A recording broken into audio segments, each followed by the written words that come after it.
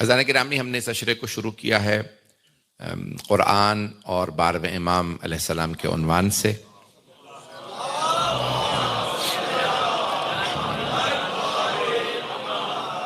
ایک نیا موضوع ہے، ایک نیا عنوان ہے۔ اس موضوع کو میں نے پہلے پیش نہیں کیا، میں نے نہیں پڑھا اور نہ میں نے کسی سے سنا ہے۔ میں نے ایک نیا موضوع کوشش کی ہے کہ آپ کی خدمت میں پیش کروں۔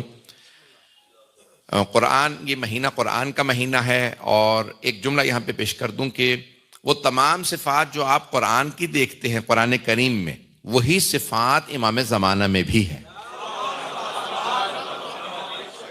شاید یہ جدید میں نے پہلے سے کوشش کی ہے۔ عزیزان گرامی، کیوں یہ بہت سے لوگ تو پہنچ گئے ہیں لیکن شاید سب نہ پہنچے ہوں، تو جو کچھ اللہ نے قرآن کی صفات بیان کی ہیں، اس میں ریب نہیں ہے، اس میں شک نہیں ہے، اسے باطل نہیں آتا۔ لا یاتہ الباطل من بین یدیہ ولا من خلفہ، نہ اس کے سامنے سے باطل آتا ہے نہ پیچھے سے۔ باطل کبھی قرآن کے ساتھ نہیں چلتا، قرآن حق ہے۔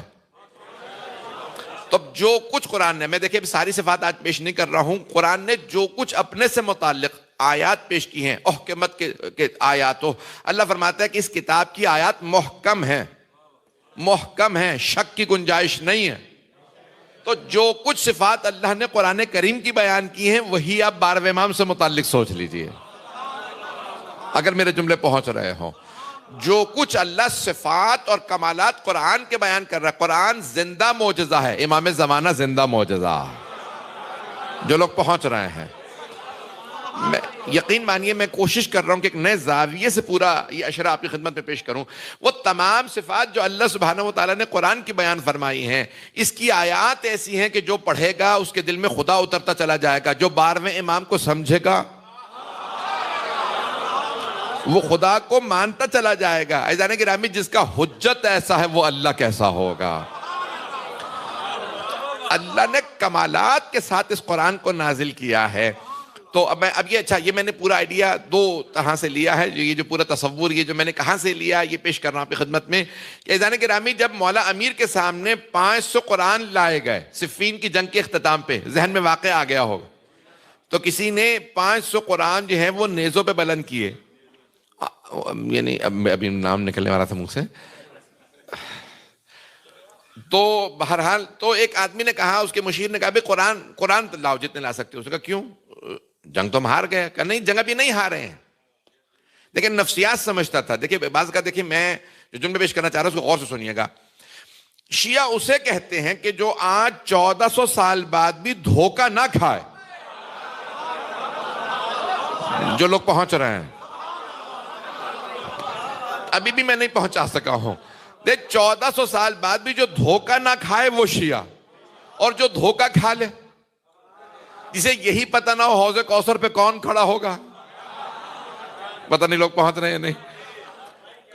میں ایک حدیث پیش کر رہا ہوں، اور یہ حدیث اصول کافی میں ہے، نہ ہوتی اصول کافی میں تو روزے کی حالت میں اس کو میں نہ پیش کرتا، کہ ظاہراً امام صادق علیہ السلام سے کہ نا، شک کی نماز سے یقین کی نیند بہتر ہے۔ پتہ نہیں لوگ ہیں یا نہیں۔ صلاۃ المعاش، یعنی امام کی حدیث ہے کہ نماز شک کے ساتھ اس سے بہتر ہے کہ انسان یقین کے ساتھ سو جائے۔ میں سوچ رہا تھا کہ آپ لوگ پہنچ جائیں گے۔ یہ چہرے مجھے نظر آ رہے ہیں جو ہر سال میری مجالس سنتے ہیں، پھر بھی بہت سے لوگ نہیں پہنچ پائے۔ مولا فرما رہے ہیں کہ شک کی نماز کے ساتھ یقین کی نیند بہتر ہے۔ تو اب سوچئے نا، کس نے شک کی نماز پڑھی اور کون یقین سے بستر رسالت پہ سوتا رہا؟ پہنچ گئے؟ اب پہنچ گئے؟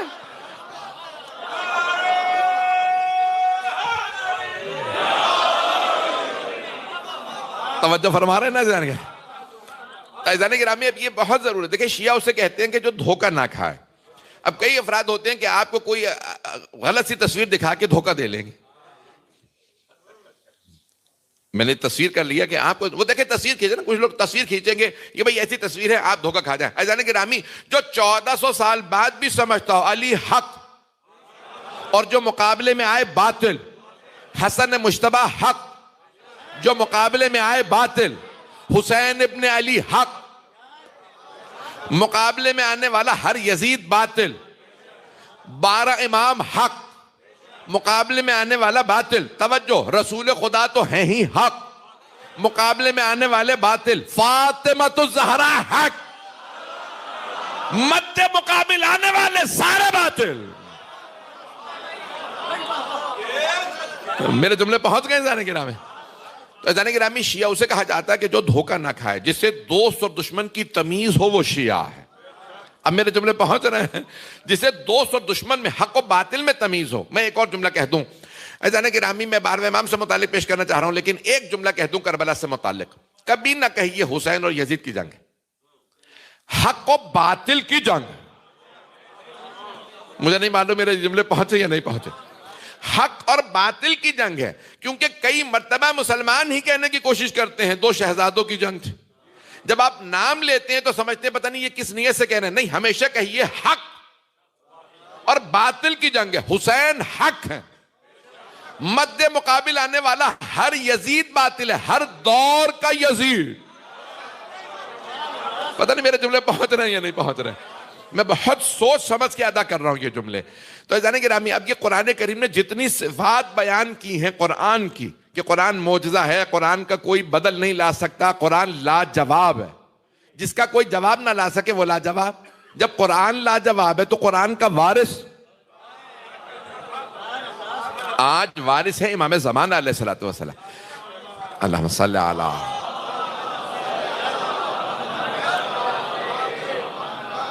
میں ممنون ہوں آپ کی محبتوں کا. تو اذان گرامی, امام زمان, وہ تمام صفات جو اللہ نے قرآن نے, اور آپ پڑھتے چلے جائیے, اکثر سوروں کی ابتدا میں اللہ نے, ابتدا میں بالکل قرآن کریم کی صفات کو بیان کیا ہے.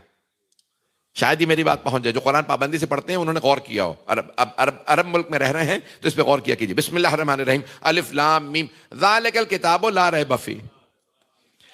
یہ وہ کتاب ہے کہ جس میں کوئی شک نہیں ہے. لا ریب, ریب یعنی شک نہیں ہے, اس میں کوئی عیب نہیں ہے. جب قرآن بے عیب ہے تو اس کا وارث بھی بے عیب ہونا چاہیے. میں جلدی سے بات مکمل کر دوں, پھر میں بات کو آگے بڑھاؤں گا. تو میں نے بات یہ پیش کر رہا تھا کہ مولا امیر علیہ السلام کے مقابلے میں آنے والے صفین کے اختتام پہ قرآن کریم 500 قرآن نیزوں پہ اٹھا کے لے آئے. تو شیعہ اسے کہتے ہیں جو دھوکہ نہ کھائے. انہوں نے قرآن اٹھائے, کہا یا علی قرآن کا واسطہ جنگ بند کر دیں. اب جنگ کیا ہونے والی تھی؟ فتح ہونے والی تھی. مولا جیت رہے تھے. کون؟ حضرت مالک اشتر پہنچ چکے ہیں, خیمے کے باہر ہیں, کہ میں گرفتار کرنے والا ہوں. انہوں نے 500 قرآن اٹھایا, کہا کہ یا علی جنگ بند کر دیجیے. مولا امیر علیہ السلام کی فوج نے کیا کیا؟ کہا یا علی وہ قرآن لے آیا. مولا نے کہا اگر یہ قرآن کو مانتا ہوتا تو مجھ سے لڑنے کیوں آتا؟ ممنون ہوں جو لوگ پہنچ رہے ہیں, جو پہنچ گئے ان سب پہ خدا کی قسم سلام, دل سے سلام پیش کر رہا ہوں جو لوگ پہنچ گئے. مولا نے فرمایا اگر یہ قرآن کو مانتا ہوتا تو مجھ سے لڑنے کیوں آتا؟ اچھا, اپنے ہی لوگ کیا کہہ رہے ہیں کہ یا علی آپ قرآن کو نہیں مانتے. مولا نے کہا یہ سامنے جو قرآن نیزوں پہ ہے یہ صامت ہے. صامت یعنی خاموش قرآن. وَأَنَا الْقُرْآنُ النَّاطِقُ, تمہارے ساتھ بولتا ہوا قرآن ہے. دھوکہ نہ کھاؤ. یہ قرآن کو نہیں مانتا, یہ قرآن کا تمسخر کرتا ہے, مذاق اڑاتا ہے. نیزوں پہ قرآن اٹھانے والا, پتہ نہیں لوگ ہیں یا نہیں ہیں, نیزوں پہ قرآن اٹھانے والا کیا قرآن مانتا؟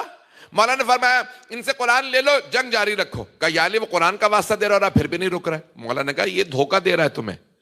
اب دیکھیں کیا کیا, اپنے لوگ دھوکہ کھا گئے. اب میں چند افراد کیا اگر نام لوں تو برا تو نہیں منائیں؟ یہ میں نام نہیں لیتا بھائی, یہ ایسا آپ لوگوں نے کہا کہ ہمیں چند افراد کے نام دیکھیں. ان میں جو مد مقابل مولا کے گئے مخالف ہوئے ان میں طویل فہرست ہے. اس کے اندر اشعث ہے جس کی بیٹی نے بعد میں امام حسن کو زہر دیا. اسی میں بعض لوگوں نے لکھا شمر تھا. اب سمجھ میں آیا؟ جو اتنی تمیز نہ رکھتا ہو کہ علی کہہ رہے ہیں کہ جنگ جاری رکھو. نہیں, میں سخت جملہ کہنے والا ہوں بہت معذرت کے ساتھ, سارے مجمع سے بہت معذرت. جو اتنی تمیز نہ رکھتا ہو کہ ہمارے سامنے علی ہے وہ کہہ رہے ہیں جنگ جاری رکھو, تو یاد رکھیے گا وہی کل یزیدی بنتا. میرے جملے پہنچ گئے؟ میں نے کہا میں سخت جملہ کہہ رہا ہوں. عزیزان گرامی, جو امیر المؤمنین سامنے ہو اور وہ یہ تمیز نہ رکھتا ہو کہ مولا کی مخالفت حرام ہے, مولا کی مخالفت توہین ہے, اور صرف مولا کی توہین نہیں اللہ کی توہین ہے. رسول اللہ کی توہین. نہیں آپ تو نہیں ہیں. نہیں میں جملہ پہنچا سکا. خدا کی قسم حدیث نبوی ہے, من سب علی فقط سبنی, جس نے علی کو گالی بکی اس نے مجھے گالی بکی. تو مانو نا کچھ گالیاں بکنے والے آنے والے تھے. پیغمبر اسلام پہلے کیا کہ جس نے مجھے گالی, اور یہ قانون کہاں سے آیا کہ توہین رسالت کرنے والا واجب القتل ہے؟ حضرت گرامی یہ پیغمبر اسلام کے بعد ہی آیا نا قانون. تو اس کا مطلب ہے یہ جو بعد میں توہین کرنے والے تھے, رسول خدا فرما کہ جو ان کی توہین کرے, علی کی, حسن کی, حسین, سیدہ, ان سب کی علیہم الصلوۃ والسلام کی توہین کرنے والا میری توہین کرنے والا ہے. میں جملے جانتا ہوں, میں سخت کہہ رہا ہوں. تو مولا نے کیا پیش کیا, کہا کہ بھئی قرآن یہ جتنے بھی پیش کر رہے ہیں یہ قرآن کے ماننے والے نہیں ہیں, میں قرآن ناطق ہوں. وہ قرآن جو اہل بیت کی حمایت میں لایا جائے وہی. آئیے ذرا میں بات کو آگے بڑھا دوں. میں جہاں تک لے جانا چاہ رہا ہوں, پہلے بہت سے بھائی شاید پہنچ رہے ہیں. تو ذالک الکتاب لا ریب فیہ, قرآن بے عیب, تو امام زمانہ بے عیب. ہدی للمتقین, یہ قرآن متقین کے لیے ہدایت ہے. قرآن ہدایت ہے, امام زمانہ ہادی.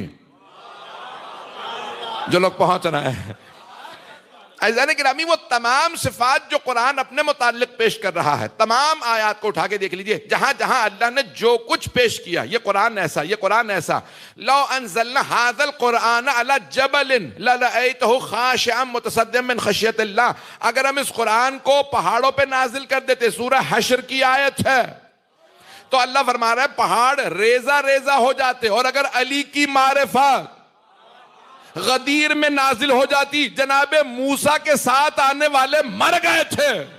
شکر ہے رسول خدا نے اصلی علی نہیں دکھایا, غدیر والے مر جاتے. پتہ نہیں لوگ پہنچ رہے نہیں.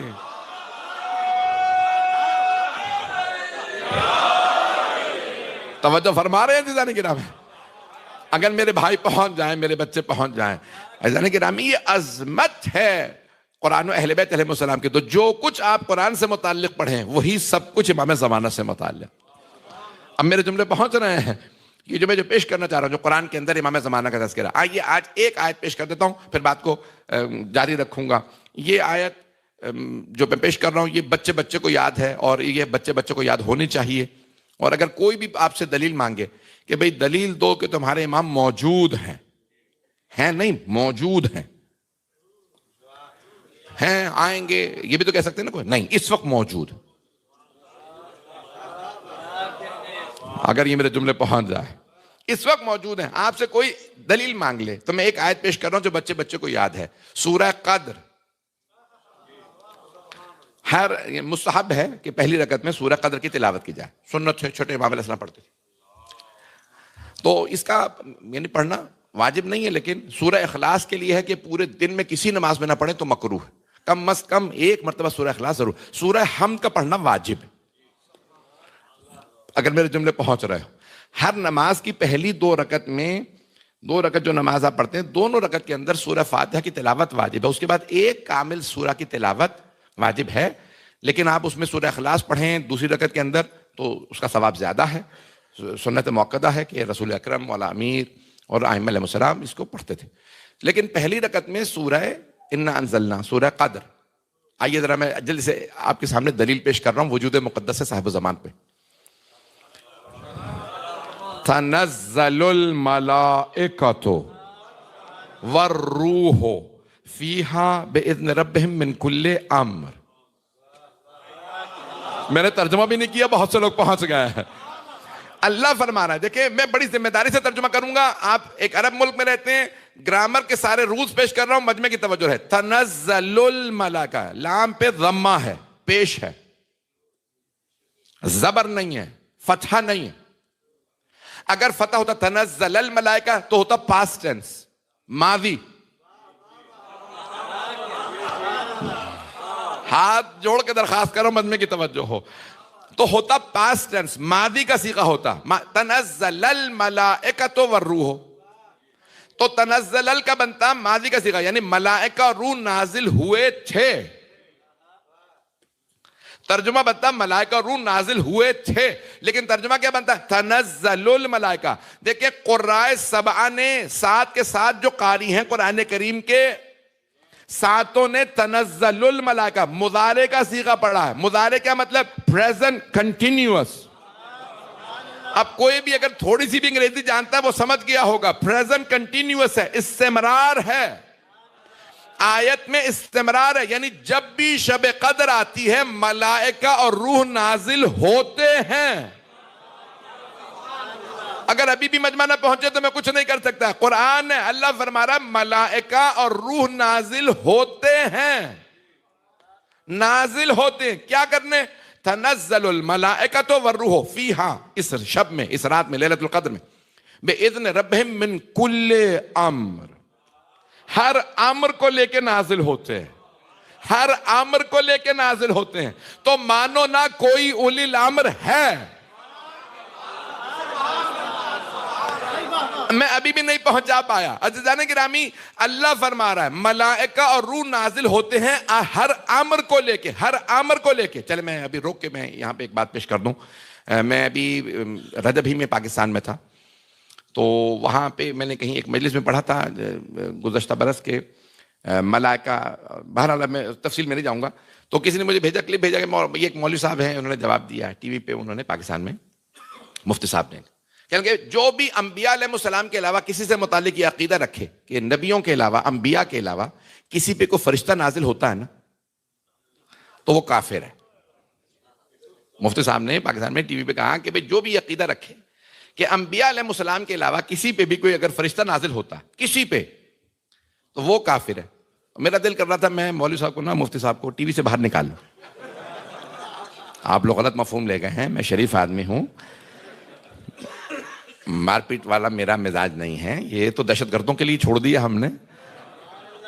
میرا مقصد یہ تھا کہ میں ان کو ٹی وی سے باہر نکال لوں اور قرآن کریم دکھاؤں، اگر مجمع ہو میرے ساتھ۔ آئیے ذرا سورہ قصص 28واں سورہ، اللہ فرما رہا ہے وَأَوْحَيْنَا إِلَىٰ أُمِّ مُوسَىٰ، ہم نے موسیٰ کی ماں پہ وحی نازل کی۔ کچھ لوگ پہنچ گئے، توجہ، اللہ فرما رہا ہے ہم نے موسیٰ علیہ السلام کی ماں پہ وَأَوْحَيْنَا إِلَىٰ أُمِّ مُوسَىٰ، ہم نے وحی نازل کی موسیٰ کی ماں پہ۔ جناب موسیٰ علیہ السلام کی والدہ نہ نبی نہ رسول، ان پہ فرشتہ آئے وحی نازل ہو تو مسلمان مان لے۔ ابھی بھی مجمع نہیں ہے۔ سورہ مریم، سورہ مریم، حضرت عیسیٰ علیہ السلام کی ماں حضرت مریم سلام اللہ علیہا، اللہ فرما رہا ہے وَأَنزَلْنَا، ہم نے نازل کیا الیہا، ان کی طرف، کس کی طرف؟ حضرت مریم کی طرف، روحنا، اپنے روح کو۔ یہ روح فرشتہ ہے، نہیں ہے مجمع۔ تنزل الملائکۃ والروح، ہم ملائکہ اور روح کو نازل کرتے ہیں شب قدر میں۔ روح کے متعلق اختلاف ہے، یہ کون سا فرشتہ؟ اللہ نے سارے فرشتوں کو ایک طرف، روح کو الگ ایک طرف بیان کیا۔ فرشتوں کے ساتھ روح بھی آتی نہیں ہے، وہ جو ہم میں روح ہے وہ مؤنث ہے، یہ جو روح ہے یہ مذکر ہے۔ میں اردو غلط نہیں بول رہا ہوں، سوچ سمجھ کے ادا کر رہا ہوں۔ یہ روح نازل ہوتا ہے، کچھ نے لکھا یہ ہے روح الامین، حضرت جبرائیل علیہ السلام۔ کچھ کہتے ہیں ایک اور فرشتہ ہے جو بہت بڑا، الگ سے اللہ اس کو بھیجتا ہے۔ یہ میرا موضوع نہیں ہے، روح میرا موضوع نہیں ہے۔ میں یہ ایک طے ہے کہ ایک بہت بڑا فرشتہ ہے جو نازل ہوتا ہے شب قدر میں۔ مجمع کی توجہ، اللہ فرما رہا ہے اور ہم نے نازل کیا مریم کی طرف اپنے روح کو، فتمثل بشرا، بشر کی شکل میں آیا، اور ایک مرتبہ کہنے لگا مریم آپ کے گھر میں بیٹا ہوگا۔ جناب مریم سلام اللہ علیہ نے فرمایا میرے ہاں بیٹا، میرے ہاں اولاد کیسے ہو سکتی ہے؟ وَلَمْ يَمْسَسْنِ الْبَشَرُ، مجھے بشر نے چھوا بھی نہیں۔ دیکھیں کتنا ادب ہے جناب مریم میں۔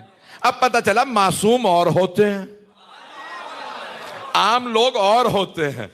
تو ایک مرتبہ اس روح نے کہا کہ بھئی آپ کے ہاں بیٹا ہوگا۔ کہا میرے ہاں بیٹا کیسے ہو سکتا ہے؟ وَلَمْ يَمْسَسْنِ الْبَشَرُ، مجھے بشر نے چھوا بھی نہیں ہے۔ کہا اللہ جب چاہے، جہاں چاہے، جیسے چاہے، جسے چاہے خلق کر دے، ایک کن سے آپ کے گھر میں بیٹا ہوگا۔ کہ میں لوگوں کو کیا بتاؤں گی؟ کہ بتانے کی ضرورت نہیں، بچہ خود بتائے گا۔ اب پتا چلا بچپنے کی گواہی چھوٹی نہیں ہوتی۔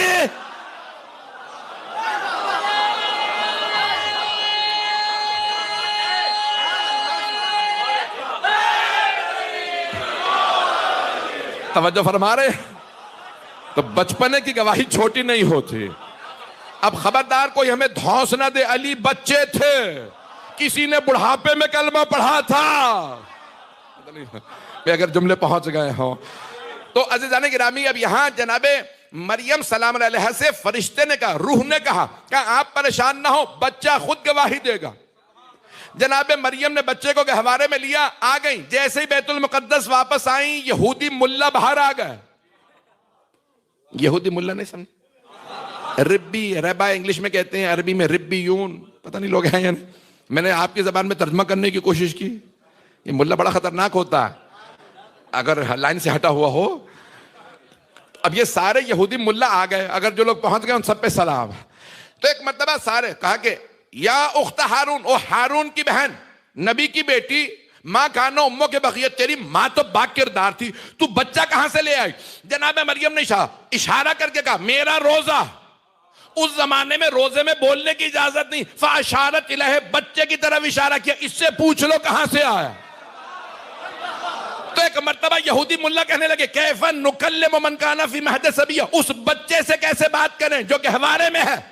ایک مرتبہ جناب عیسیٰ نے آواز دی، انی عبد اللہ آتانی الکتاب وجعلنی نبیا، میں اللہ کا بندہ ہوں، اس نے کتاب دے کے بھیجا ہے، مجھے نبی بنایا، مجھ پہ میری ماں پہ صلوات بھیجی ہے، درود. اللہ نے مجھ پہ میری ماں پہ درود بھیجا. توجہ، اب پتا چلا معصوموں پہ درود ہوتا ہے، گناہگاروں پہ نہیں. اگر میرے جملے پہنچ رہے ہوں.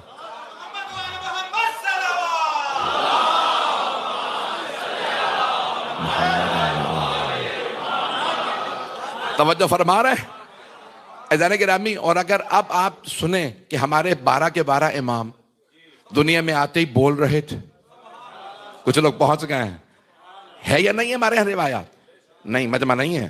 دیکھیں ہمارے یہاں روایات میں ہے، مولا امیر علیہ السلام نے آغوش رسالت میں آتے کہا السلام علیکہ یا رسول اللہ، یا رسول اللہ آپ پہ سلام. اگر آپ اجازت دیں میں توریت سناؤں، آپ کہیں زبور سناؤں، آپ اجازت دیں تو انجیل سناؤں، اور اگر آپ اجازت دیں یا رسول اللہ تو قرآن سنا دوں. ابھی نزول قرآن شروع نہیں ہوا تھا، میں مجمع نہیں ہے اس وقت. 13 رجب کو مولا امیر دنیا میں تشریف لائے، 15 شعبان کو 12ویں امام.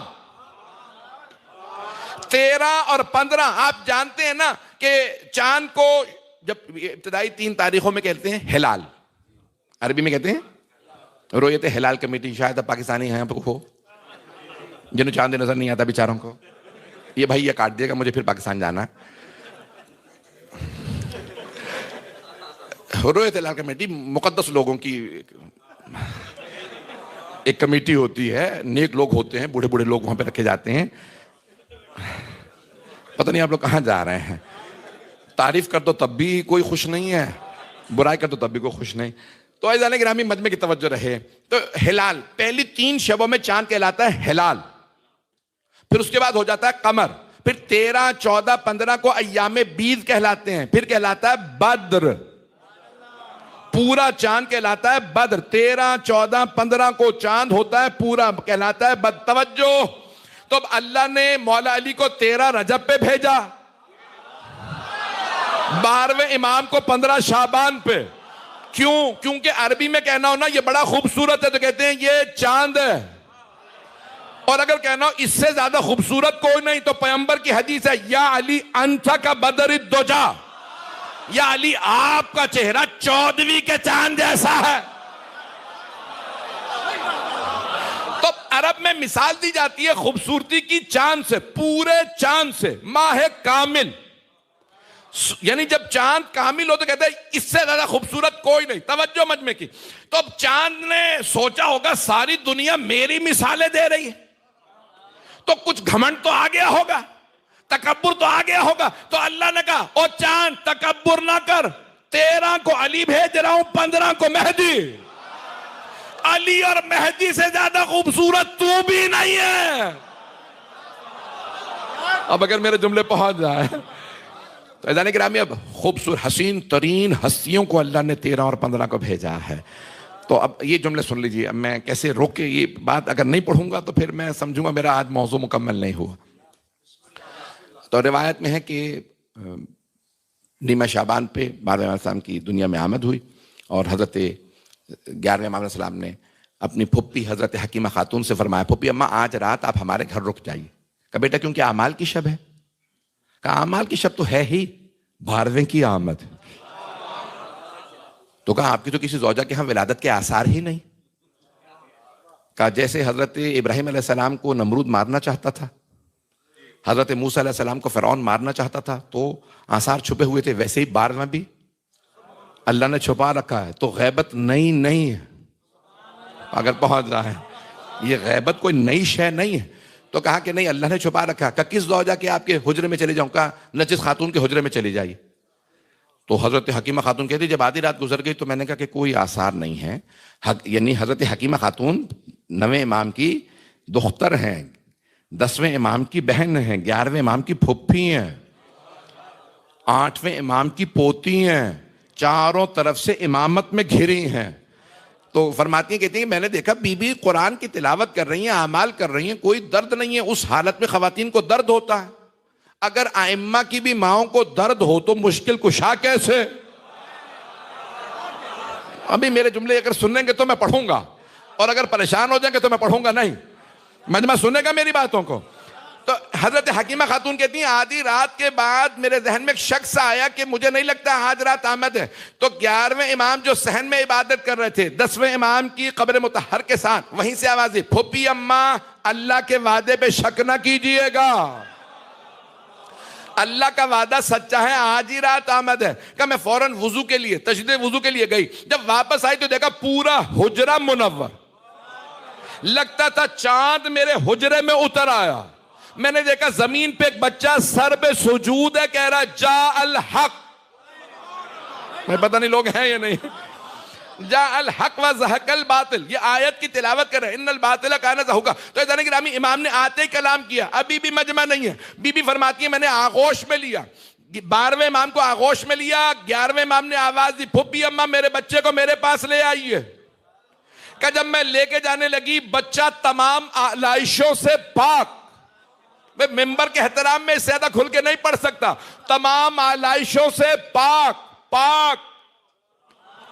ابھی بھی مجمع نہیں ہے، ناف بریدہ، نہ خون لگا ہے، نہیں مجمع نہیں ہے. یہ آیت تطہیر کا مصداق ہے. آیت تطہیر والے اور ہیں، باقی دنیا والے اور. اس سے زیادہ کھل کے نہیں پڑھ سکتا. کہ پاک و پاکیزہ آلائشوں سے پاک. کہ میں نے بچے کو آغوش میں لیا. 11ویں امام نے آواز دی پھوپھی اماں میرے لال کو میری آغوش میں لا دیجئے. کہ جیسے ہی لے کے گئی 11ویں امام نے کہا سلام میرے لخت جگر آپ پہ. تو 12ویں امام نے آواز دی کہا سلام میرے جد رسول خدا پہ، سلام میرے دادا علی مرتضیٰ پہ، سلام میری دادی زہرا پہ، سلام میرے اجداد حسن. ایک ایک امام کا نام لے کے سلام کیا، پھر کہا سلام میرے بابا آپ پہ. حضرت حکیمہ خاتون کہتی ہیں میں گھبرا کے چند قدم پیچھے ہٹی. کیوں؟ کہ پورا صحن، یہ جو آج حرم ہے، یہ جو آج 10ویں اور 11ویں امام علیہ السلام کا حرم ہے سامرہ میں، کہ یہ صحن کا پورا صحن نور کے پرندوں سے بھر گیا. کہ میں گھبرا کے پیچھے ہٹی. کہ چاروں طرف نور کے پرندے تھے جو 12ویں امام کے بار بار کان میں کچھ کہتے. کہ ایک پرندہ دیوار پہ بیٹھا تھا، بار بار اٹھتا سیدھے کان میں کچھ کہتا. 11ویں امام نے میری طرف دیکھا. کہ پھوپھی اماں پریشان نہ ہو، یہ ملائکہ ہیں